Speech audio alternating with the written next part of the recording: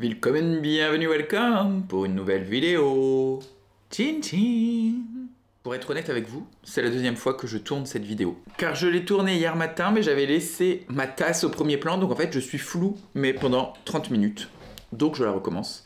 Mais c'est pas plus mal parce que hier je me suis dit putain, je vais parler trop de ça, mais j'ai pas parlé assez de ça. Donc au moins comme ça m'a permis d'avoir un galop d'essai. C'est la vidéo bilan 2025 et non 2024. Et donc je vais vous parler de quelques chiffres, quelques trucs de lecture, comment s'est passée mon année de lecture. Et dans un deuxième temps, un bilan personnel parce que voilà, je sais pas, j'ai envie de le faire et je l'ai toujours fait à chaque fois, tous les ans j'ai fait un petit bilan. On va vous raconter comment ça va, ma santé, machin, bidule, ma vie quotidienne. Parce que bien sûr vous me suivez pour les livres, mais il y a quand même une petite relation qui s'est installée entre nous et j'ai envie de vous tenir au courant. On commence donc par le bilan littéraire et on enchaînera avec le bilan perso par la suite. Comment j'ai lu statistiquement en 2024 ? Et bah déjà j'ai plus lu qu'en 2023 car j'ai lu 203 livres alors que l'année dernière je n'en avais lu que 178, c'est-à-dire une augmentation de 14%. Il y a le chat qui traîne à côté de la caméra. J'ai lu une trentaine, non même pas, une vingtaine, 25 livres en plus par rapport à l'année dernière. Ça s'explique très facilement et on le verra par la suite, c'est juste que j'ai lu 22 BD cette année. En fait, en termes de romans, je pense que j'ai lu autant que l'année dernière. Cette année, j'ai juste lu beaucoup plus de graphiques parce que je me suis pris de passion pour l'humour. J'adore l'humour. Non, mais j'ai découvert l'univers de Fab Caro et les BD humoristiques, tout ça. Donc c'est vrai que bah, je prends du plaisir à lire ce genre d'ouvrage. Et je suis donc allé à la médiathèque en emprunter plus souvent, notamment là sur les 2 derniers mois. Et si je continue l'année prochaine, ce rythme de lecture graphique, ça sera peut-être même plus parce que là, les 22 BD, j'ai dû en lire 15 entre octobre et décembre et 0 entre janvier et octobre, quoi. Ce qui représente 55 900 pages contre 51 000 pages l'année dernière. Il y a mon radiateur qui va faire du bruit, j'espère que c'est pas trop gênant. Ça fait partie des problèmes de la vie quotidienne. J'ai des soucis de chauffage et j'ai un radiateur qui glougloute depuis 10 jours. J'ai beau l'avoir purgé, etc., ça continue. Donc une augmentation de pages que de 8%. Donc en fait, j'ai lu plus de livres, mais des livres plus courts, car je crois que l'année dernière, ma moyenne, c'était 295 pages par livre, et là, cette année, c'est 275. Mais dans tous les cas, ça, c'est depuis le début de la chaîne, j'ai toujours dit, ma passion, ma préférence va aux livres courts. 300 pages, c'est vraiment la longueur que j'aime, que j'apprécie, entre 250 et 300 pages pour un roman. J'ai lu, là, sur la fin de l'année, quand même quelques grosses briques. En tout cas, des bouquins de 5, 6, 7, 800 pages. J'en ai lu plus que l'année dernière. J'ai pas fait le compte, mais je pense que j'en ai lu plus que l'année dernière des gros livres. Et les 2 mois où j'ai le plus lu, ce sont le mois de janvier et le mois d'août, car j'ai lu respectivement 25 livres en janvier et 22 livres en août. Ça me paraît énorme comme ça. Je sais pas à combien je suis là en décembre. Je tourne cette vidéo le 30 décembre. Donc on est vraiment à la toute fin de l'année et j'espère vous la poster aujourd'hui, car normalement je devrais être en train de faire le montage pour que vous l'ayez à midi. Mais je dois la retourner. Une année de lecture où j'ai quand même plus lu, mais comme je vous le dis, quand on retire les BD, au final, en termes de romans pur et dur, on est à peu près au même nombre que l'année dernière. Et c'est un chiffre qui me satisfait, entre 150 et 180 livres. Ça me permet de lire un livre tous les 2-3 jours, en fait, et c'est bien comme ça. Genre, parce que je sais que si je fais traîner un livre plus que 2-3 jours, je perds de l'intérêt, je perds l'envie d'y retourner, mon appréciation est moindre quand je fais traîner un livre. Donc en fait, c'est pour ça aussi que je préfère lire les livres courts, c'est parce que je préfère être vraiment pris dedans sur un temps très très court. Voilà. La composition de ces livres, alors j'ai pas les genres comme j'ai pu l'avoir par les années précédentes, parce que les années précédentes je remplissais un fichier Excel à la main où je notais tout, j'avais des lignes très complètes pour chaque livre lu. Et je me suis pas cassé la tête cette année, je l'ai pas fait.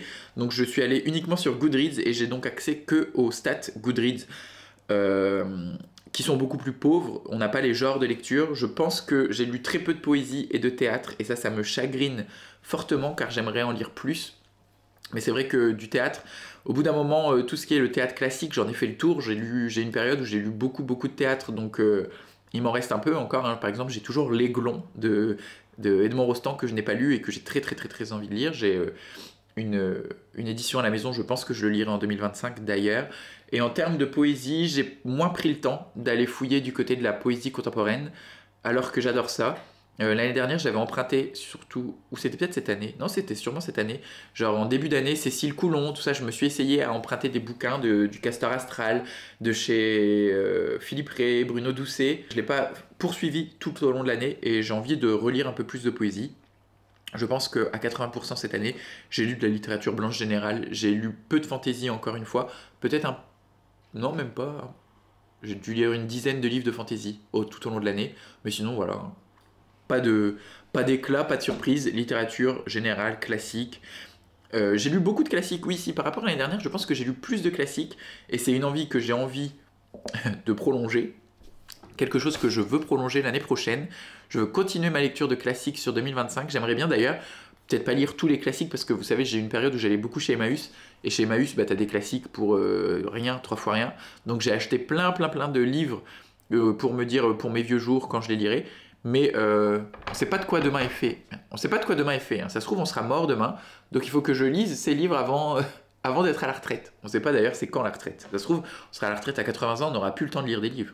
Mais ça, ce sera l'objet d'une prochaine vidéo en 2025 où je vais sélectionner 12 livres classiques à lire sur l'année. L'année dernière, j'avais fait une pile à lire de 12 livres, et bah, cette année, je vais refaire pareil, une pile à lire de 12 livres, mais ce sera 12 classiques. Donc sur ces 203 livres lus, parce que j'ai dû marquer... Non, bah 204, j'en ai terminé un juste avant de commencer cette vidéo. 204 livres lus, il y en a 101 qui viennent de ma pile à lire. Donc c'est-à-dire que 50% des lectures que j'ai faites, je les avais déjà en ma possession. C'est bien, mais ça aurait pu être mieux, parce qu'en fait, dans ces 100 livres lus, il y en a 65 qui étaient des livres que j'ai achetés en 2024 et seulement 45 qui provenaient de ma palle historique. En fait, j'ai commencé l'année avec, je crois, 80 livres dans ma pile à lire. Sur ces 80 livres-là, j'en ai lu 45. J'en ai racheté aussi parce que là, à l'heure actuelle, ma pile à lire comporte 58 livres. Donc, je suis passé de 80 à 60. Les calculs sont pas bons, il y a peut-être des chiffres qui se sont perdus, des livres qui ne sont pas rentrés dans les bonnes catégories, mais voilà. Ma pile à lire a peu diminué parce que aussi j'ai reçu beaucoup de cadeaux à mon anniversaire, notamment des livres. J'ai acheté moi-même un peu de livres d'occasion. Tous les mois, j'avais essayé au début d'année de faire une commande de 2 ou 3 livres d'occasion sur des sites type Recycle Livre, etc. Gilbert Joseph, j'ai pas mal commandé sur Gilbert Joseph en début d'année. Et j'ai eu des services de presse. Services de presse, j'en ai reçu 35 cette année. J'en ai lu 34. Le 35e, c'est ma prochaine lecture. D'ailleurs, je ne sais pas où je l'ai mis. Il doit être rangé dans ma chambre. Ça va être la lecture que je vais commencer cet après-midi, qui est un service de presse que j'ai reçu il y a une semaine. Donc ça, je suis très content. J'ai lu tout ce que j'ai reçu. En général, durant le mois de la parution, quand je l'ai reçu, c'est un point d'honneur que je mets. Il y a eu donc 35 livres, 34 livres, ça fait 17%. 17% de mes lectures sur l'année sont des services de presse. C'est pas énorme, ça fait moins de 20%. Beaucoup moins du quart de mes lectures. Je sais que j'ai par exemple des confrères et consoeurs de booktube où ça représente beaucoup plus. Même moi, pendant un moment, je me suis demandé si j'en demanderais pas plus. Enfin, je veux dire, je vis pas de la chaîne, hein, bien loin de là. La chaîne, c'est très peu de revenus. Et donc, en gros, les services de presse, c'est quand même des choses qui permettent de faire vivre la chaîne. Si je gagne pas d'argent, je peux pas forcément acheter de livres. Enfin, en tout cas, je pourrais acheter des livres avec ce que je gagne. Mais je préfère vivre, parce qu'on y reviendra plus tard, j'ai pas beaucoup d'argent. Ouais, je pourrais me dire, en fait, si je demande plus de services de presse, ça auto-alimente la chaîne, parce que la chaîne vit grâce aux lectures que je fais. Mais demander des services de presse, c'est très chronophage, en tout cas pour moi. Je sais aussi, là encore une fois, que j'ai des confrères et consoeurs de booktube qui envoient juste un DM, et ils ont raison, hein, parce que si ça fonctionne, vaut mieux le faire. Un DM à la maison d'édition en mode bonjour, j'aimerais bien recevoir tel livre, voilà, et en général, ils le reçoivent.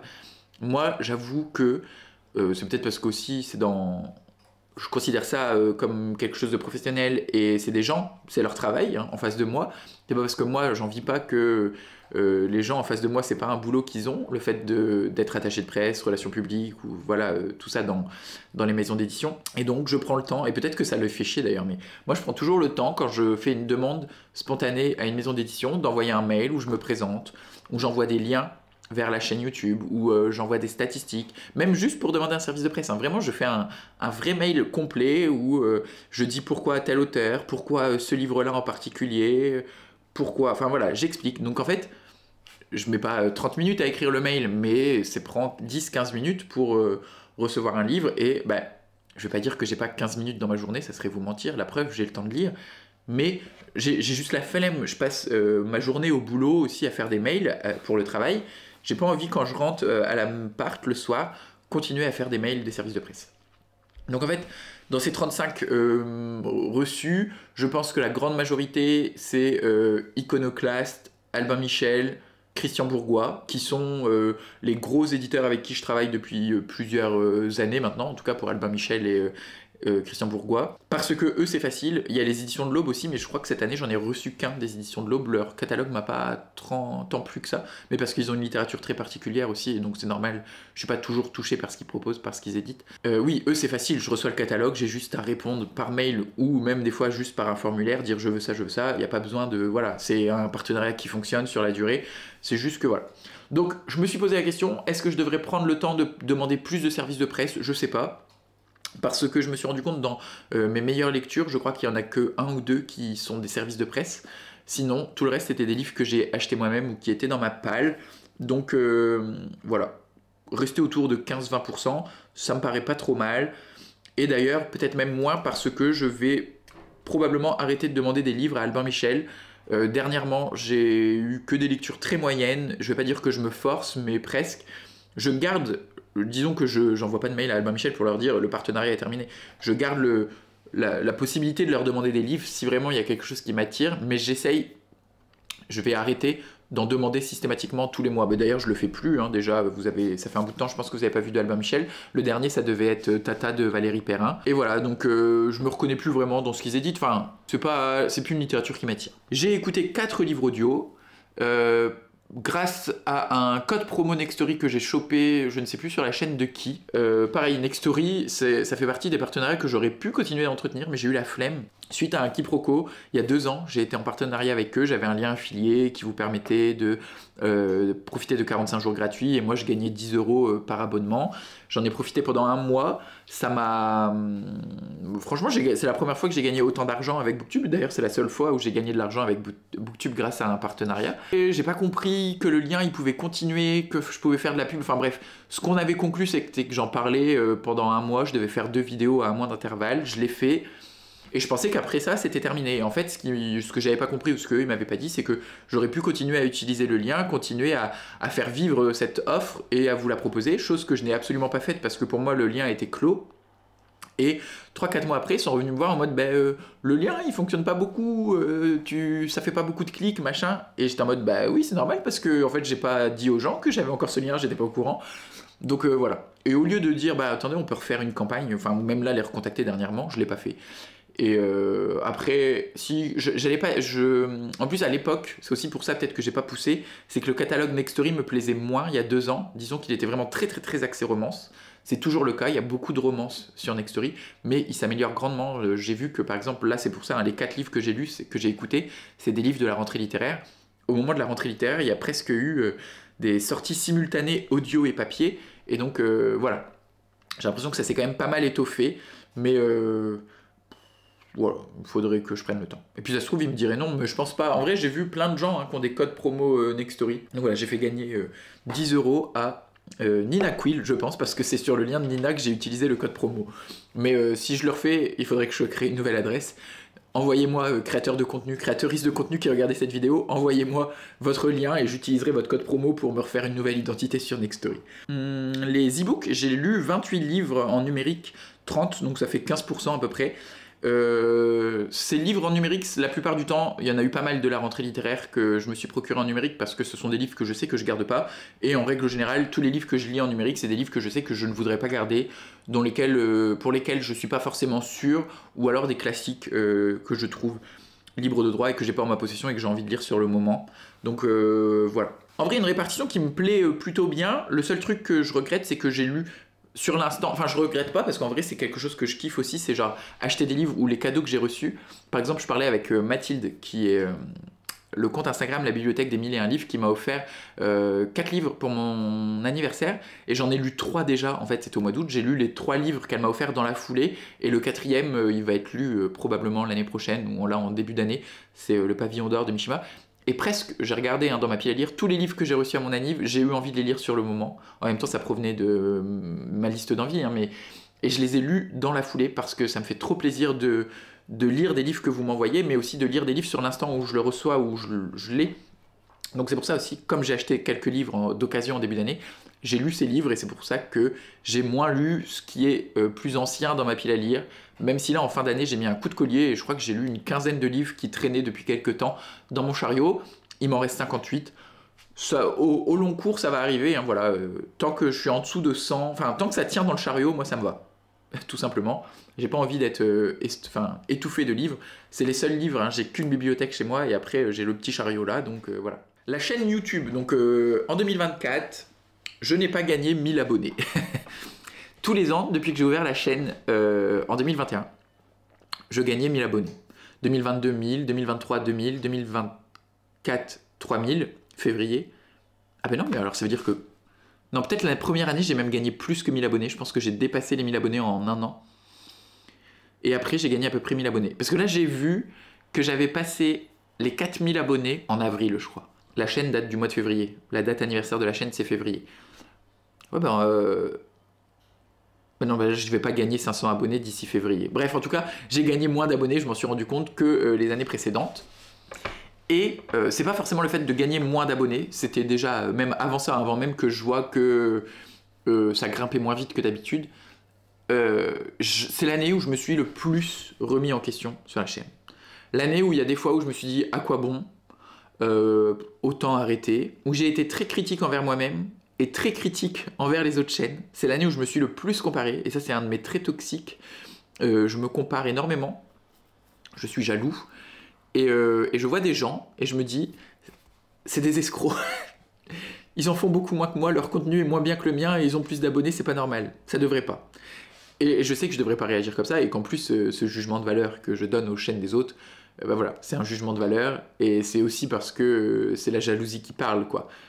Mais j'ai eu quand même ce petit démon sur mon épaule une grosse partie de 2024. Ça va un peu mieux depuis quelques jours, semaines, jours. Depuis décembre, on va dire, j'ai réussi à enfin relativiser, mais je crois que ça m'a bouffé quand même pas mal tout au long de l'année. J'ai tenté des nouvelles choses, j'ai voulu proposer des nouveaux formats, notamment un nouveau format, la vidéo sur l'homo-romance. Je suis pas satisfait de cette vidéo, pas à 100%. Je suis fier de l'avoir fait, je suis content, elle vous a plu, il y a eu beaucoup, je crois que c'est une vidéo qui a eu le plus de commentaires cette année, il y a eu beaucoup de retours, beaucoup de réactions. Ça me fait très plaisir, mais je sais que j'aurais pu faire beaucoup mieux, et encore une fois, j'ai eu la flemme, comme avec les services de presse, comme avec Nextory, j'ai eu la flemme. Au bout d'un moment, ça faisait quelques semaines que je travaillais dessus, je savais plus comment aborder le truc, je savais pas comment faire, j'en avais marre de lire des choses là-dessus, donc j'ai dit bah, c'est pas grave, je finis la vidéo, je la boucle et je la poste comme ça, alors qu'en vrai, il y avait du travail de sourcing en plus à faire, du travail de recherche en plus à faire, quelque chose aussi à faire pour que ce soit un peu plus vivant, un peu moins moi qui parle devant un micro. J'ai trouvé que j'étais pas bon dans l'exercice non plus, donc voilà. C'était un premier essai, il y en aura probablement d'autres l'année prochaine, j'ai envie d'avancer un peu plus vers ça, mais c'est aussi hyper chronophage comparé à un bête point lecture où je m'assois avec les livres que j'ai lus, j'ai aimé ce livre-là, j'ai pas aimé celui-ci pour ça, celui-ci pour cela, voilà. Ça c'est facile à faire, ça prend pas de temps, c'est quotidien quoi. Écrire une vidéo c'est beaucoup plus chronophage et j'ai pas toujours le temps ni l'envie de le faire. Et quand j'ai l'envie, ça dure 4-5 jours et après ça me saoule et en 4-5 jours t'as pas le temps d'écrire et de tourner une vidéo. Parce que je parle pas de 4 à 5 jours pleins, je parle de 4 à 5 jours ouvrés dans lequel j'ai un travail qui me prend aussi 40 heures par semaine. Donc voilà, après la chaîne, quoi d'autre? Bah pas grand chose, juste, je sais pas, en fait, vous savez, c'est complètement con et futile. Autour de toutes mes vidéos, de toutes les miniatures, il y a des bandes de couleurs qui sont là depuis presque 3 ans. La première année, j'en avais pas mis, mais dès la deuxième année, j'ai mis ce cadre que j'ai mis sur toutes mes miniatures. Et je change les couleurs. Quand c'était les vlogmas, je mettais vert et rouge. Quand c'était les vlogs d'août, j'ai mis des couleurs estivales. Quand c'est des vidéos classiques, j'ai un bord classique que je change tous les ans. Là, en septembre, j'ai changé aussi la couleur des vidéos plus classiques. Je suis passé sur le jaune, rouge, bleu, alors qu'avant, on était sur vert, rose et je sais plus quoi. Enfin bref, voilà. Et j'ai envie de nouveau, donc ça me gave. J'ai envie d'arrêter ces bords sur les miniatures. J'ai envie de casser le cadre, de m'émanciper de cette miniature, sauf que j'ai pas d'idée, je sais pas quoi faire. En fait, j'aime bien le fait aussi qu'il y a une certaine unité et harmonie, et je me dis, ça permet peut-être de reconnaître mes vidéos, le fait que je mette un fond, de la couleur, des bordures, avec juste moi en avant dessus, mais d'un autre côté, c'est pas ce qui plaît à l'algorithme de YouTube, je pense, j'en sais rien, je sais pas. Peut-être pas assez putaclic. Mais voilà, je suis un peu la direction artistique de la chaîne. J'ai envie de la changer à peu près tous les ans et voilà, je me pose encore la question. Mais pareil, c'est quelque chose qui prend du temps. J'ai pas d'argent pour embaucher quelqu'un, pour demander à quelqu'un de me le faire. J'ai pas envie de demander cela gratuitement à quelqu'un de mon entourage.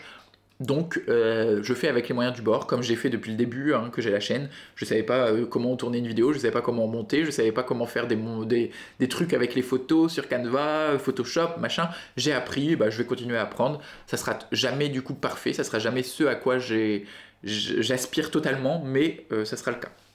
Dans les autres trucs en lien avec les projets de la chaîne, il y a eu le podcast de Mimol. Cette année, ça fait 1 an avec Momod qu'on a lancé le podcast, à peu près, un peu moins je crois d'ailleurs, on est à 10 épisodes à l'heure actuelle.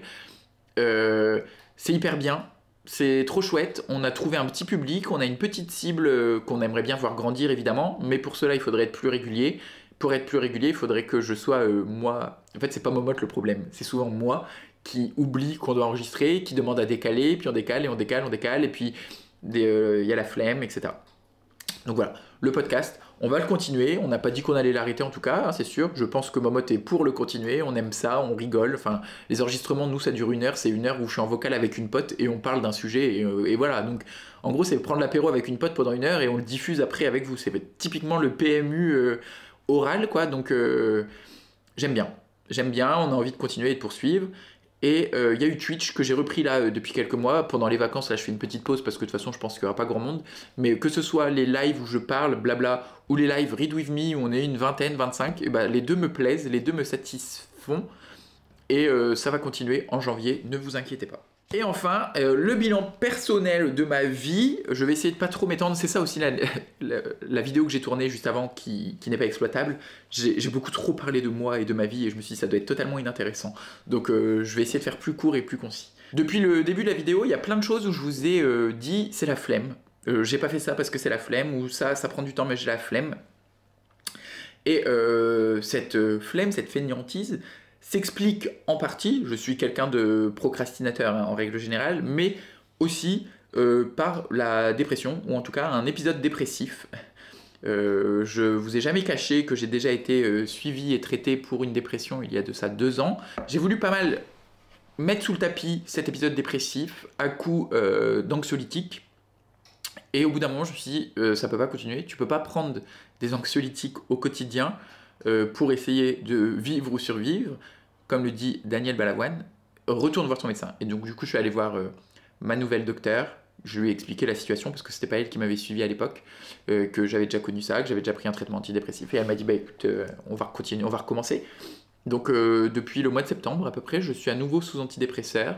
J'ai eu des grosses périodes de down qui n'ont pas duré longtemps. Ça m'a pas empêché d'aller travailler, j'ai pas été en arrêt. C'est pour ça que je qualifie pas ça de dépression. J'ai pas été voir de psychologue ni de psychiatre. Je suis traité par un médecin traitant. Je qualifie pas ça de dépression, mais d'épisodes dépressifs qui durent un peu. Là, ça va légèrement mieux depuis quelques temps, même si voilà, il y a 2-3 trucs qui m'ont chagriné dans ma vie, mais ça va mieux. Disons que là où septembre-octobre, j'ai passé des week-ends entiers à rester enfermé chez moi dans mon lit. Je reprends du poil de la bête, je sors, je vois du monde, etc. Donc ça me fait du bien. Et puis le traitement fonctionne, j'imagine. Cette dépression n'est pas, je vous dis, handicapante au quotidien, mais elle est un peu insidieuse. Donc je la surveille et je fais en sorte que ça aille mieux grâce à un traitement médicamenteux. Après, j'ai pas été épargné non plus, je pense qu'il y a de ça aussi. Si vous avez suivi les vlogs, j'ai eu 1000 déboires cette année, que ce soit des punaises de lit qui m'ont niqué tout mon mois d'août. J'ai pas eu de vacances au mois d'août parce que j'ai passé 1 mois à traiter mon appartement, mais vraiment, hein, quand je vous dis c'est 1 mois, il y a des gens d'ailleurs qui font des dépressions et ça a peut-être aussi participé à ça, hein, parce que c'est à partir de septembre où j'ai commencé à prendre les antidépresseurs, des gens qui font des dépressions à cause des punaises de lit, et j'en étais à un point où vraiment... voilà, j'avais des passages très avides dans mes journées. Heureusement qu'il y a eu les vlogs d'août, ça m'a fait tenir, parce que même si c'était chronophage, ça prenait du temps, c'était quelque chose hein, de faire un vlog tous les jours, je pense que ça m'a aidé à m'échapper un peu du fait que je passais mes journées à la laverie, je passais mes journées à changer des meubles, j'ai changé 3 fois de lit, 3 fois de sommier, 3 fois de matelas cette année. Voilà, donc il y a eu ça, il y a eu Prosper qui est tombé malade, ça a été je pense, en plus au tout début de mes vacances, pareil, hein, mais j'étais même pas en vacances, c'était la veille de mes vacances. Prosper qui va chez le veto qui me dit bah écoutez, on, on l'hospitalise maintenant, sinon vous repartez sans lui. Donc là, quand on te dit ça, tu te dis ok, Prosper n'a que 2 ans, il avait aucun signe avant-coureur d'une quelconque maladie, et au final, voilà, il a eu une infection urinaire qui était très grave, qui aurait pu lui coûter la vie. Ça a été hyper dur à vivre, je vous le cache pas. J'ai mis du temps à m'en remettre, et encore maintenant, dès l'instant que je vois un mini signe de quelque chose chez lui, je m'inquiète grave. Genre là, la semaine dernière, il y a 10 jours, j'ai vu qu'il n'était pas très bien, et j'ai fait tout ce que je pouvais pour être présent pour lui, pour essayer de voir ce qui n'allait pas. Je savais que c'était encore sa vessie. Il a à mon avis un problème qui fait beaucoup de cailloux dans son urine, de caillots. Donc la veto m'avait laissé des médicaments, des antibiotiques, etc. en prévention. Elle m'avait dit au moindre signe, vous lui en redonnez sur quelques jours. Ça a fonctionné, mais voilà, je suis devenu très fébrile par rapport à Prosper. J'ai très peur qu'il lui arrive quelque chose, et c'est dur voilà, d'être dépendant de quelqu'un, d'un animal en l'occurrence. Je pensais pas que ça pourrait m'arriver. Il y a eu Prosper, il y a eu les punaises de lit, j'ai eu dernièrement des problèmes de chauffage, où j'ai dû vivre plusieurs jours sans chauffage en plein mois de décembre, novembre-décembre, faire des travaux moi-même sur la chaudière et sur le radiateur. Enfin voilà, il y a plein de choses qui se sont enchaînées, du karma négatif, et j'aimerais bien que tout ça soit mis de côté. J'en parlais avec ma mère au téléphone hier. Ma mère me disait, franchement, vu l'année de merde 2024 que tu t'es passé, 2025, tu peux pas t'attendre à beaucoup pire, quoi, à plus pire. Tout le monde est plus ou moins d'accord et unanime dans mon entourage pour dire que j'ai pas mal morflé cette année et que ça serait bien que ça se calme l'année prochaine. Donc on va faire tout pour, en tout cas. Je serai toujours présent sur YouTube. Je serai toujours présent en vidéo. Je pense que cette période de doute est passée et que maintenant je suis plus dans un mood en mode advienne que pourra. Je me force plus, j'essaye plus de plaire, j'évite de regarder les contenus qui m'énervent. En tout cas, ça c'est très compliqué à faire. J'ai une facilité à regarder des choses qui m'énervent pour pouvoir critiquer, qu'il faudrait que j'arrête. Et voilà. Il ne faut pas que je le nie, j'ai eu aussi des moments hyper heureux dans mon année.